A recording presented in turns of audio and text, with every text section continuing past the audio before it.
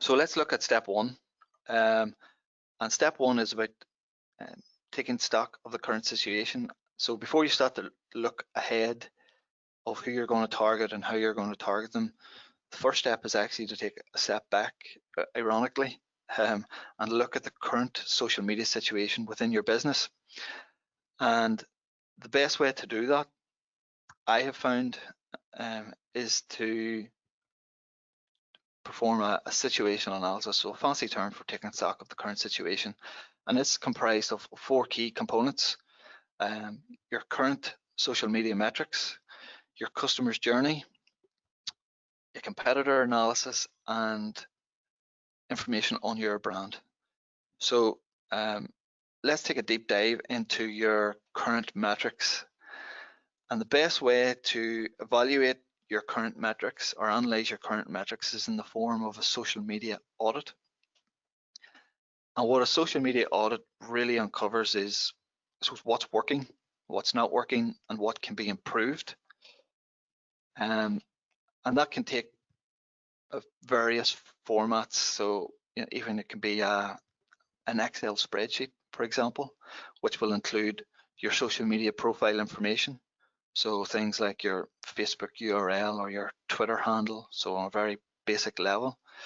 And then it also will include metrics and KPIs, so engagement metrics such as clicks, so clicks on photos, clicks onto your Facebook profile, reactions, so likes, loves, likes on Twitter and loves on Instagram and so on. So those types of reactions, video views, comments, shares.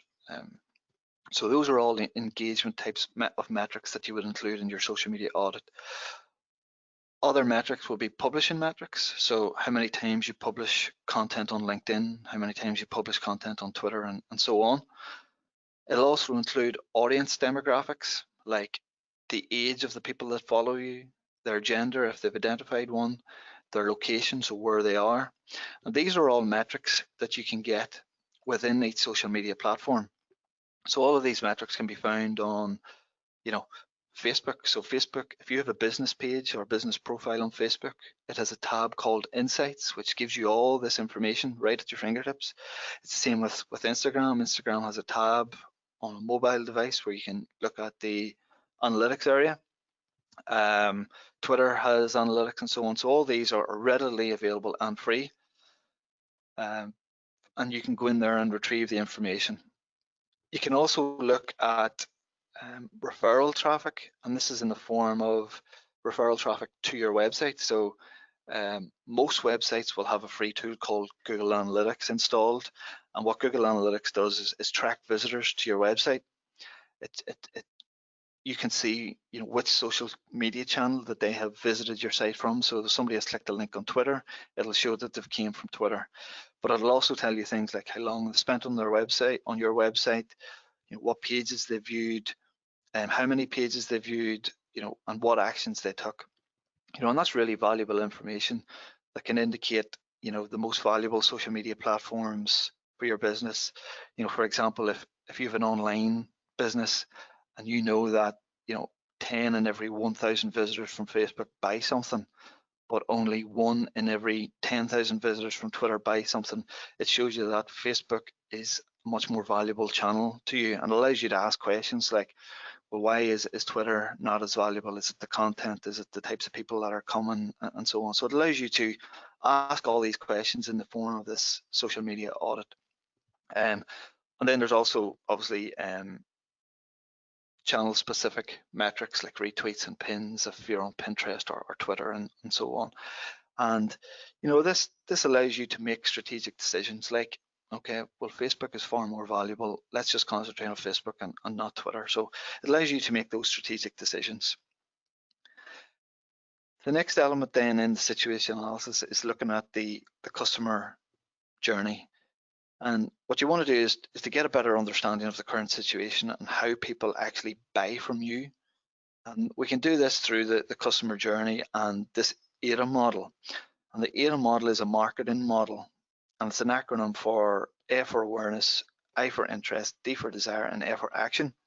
And it's used in marketing to describe the steps the customer goes on, or the steps the customer takes to buy from you, to purchase a product. And it's trying to figure out how you can weave the social media into that customer journey. What you can do on social media to enhance the awareness of your products or services, and to get as many people as possible aware of your business, and what type of content is actually going to reach more people. Is it competitions? Is it advertising? Is it viral videos or viral content? So thinking about the overall awareness and how social media can fit into that. And then it's also thinking how social media can get people interested in your business. What type of messaging can do that? What type of branding can do that? Also looking at things like, can you use customer testimonials or video testimonials showcasing how your product or your solution has saved people money or increased revenue, to create that desire for people to want to buy it. And then looking at things like, so how can social media direct people to my website to take an action, like to buy something or to inquire or to fill in a form. And so this process starts to build a profile of how social media can actually fit into your overall marketing, and move people from not knowing about your business and your products to being aware of them, to having an interest in them, to having a desire to buy them, and then through that desire taking an action and purchasing. And all that is about looking at content and what types of content can do that. The next section then in your situation analysis is your competitors, and looking at your competitors on social media. And you probably should have a good idea as to what your competitors and similar companies are doing on social media, and identifying what platforms that they're actually on.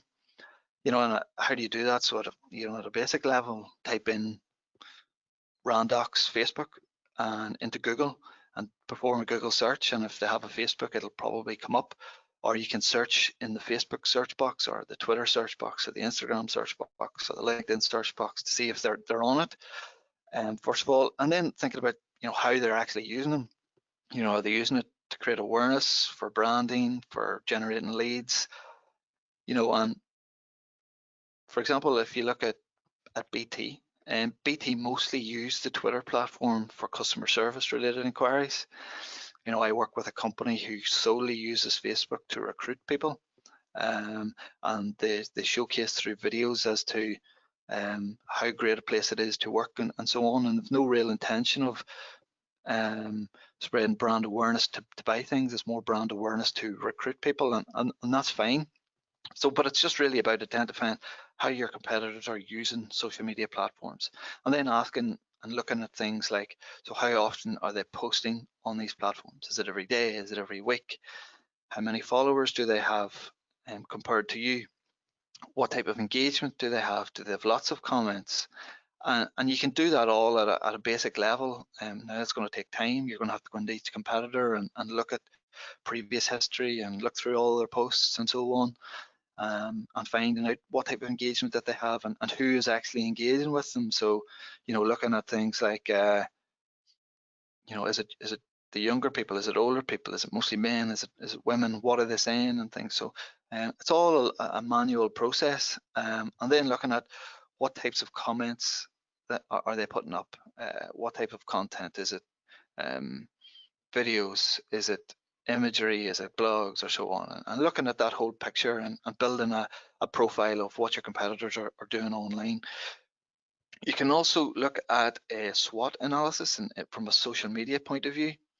So obviously a SWOT analysis stands for strengths, S for strengths, W for weaknesses, O for opportunities, and T for threats. So this SWOT analysis could identify strengths like, a strength could be for your business that you have much more followers than any other of your competitors on social media. A weakness may be that your video or your creative abilities aren't as good as maybe your competitors, or you don't have the software or the platforms to do that. An opportunity may be that none of your competitors are utilizing Facebook stories or Instagram stories or that disappearing content, and you feel there's an opportunity there for you to exploit that and connect with your audience more. A threat may be that there's a competitor that you have who's got a very small market share, but is growing and continues to grow significantly on social media, and they're making real headway, and they could become a danger and overtake you in the market, or take some of your market share.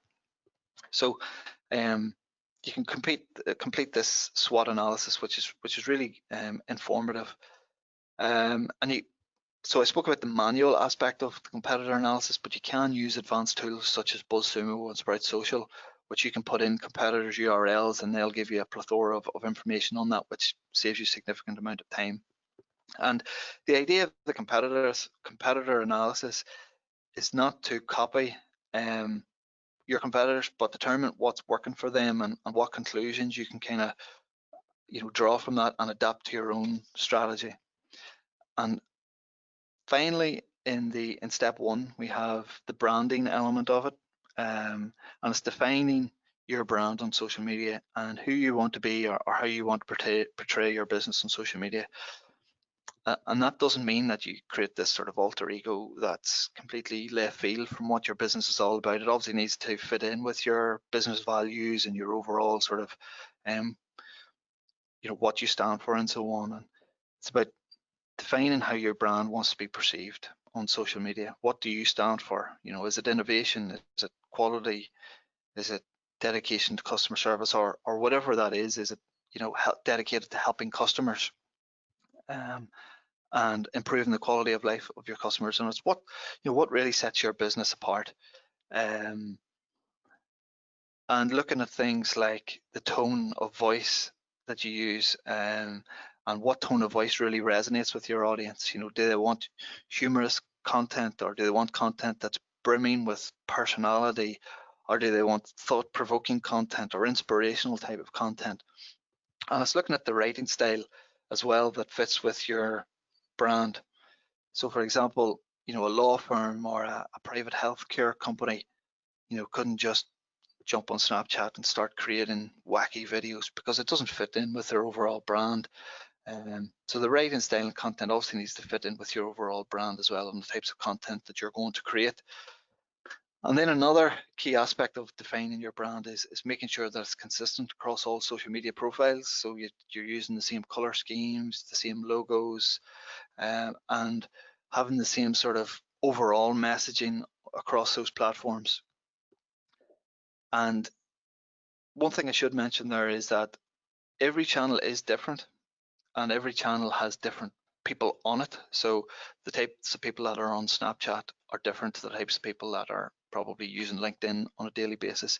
So you don't need to do the exact same thing across every channel, but you do need to target each channel differently. For example, media outlets, use Snapchat to target younger audiences through celebrity gossip and celebrity stories, but they use their Twitter and their Facebook for real news and real information and stuff like that. So it's important to set that sort of difference there, because the same style and tone isn't translatable across the social media platforms. So that's step one, and your situational analysis, and taking stock of your current situation.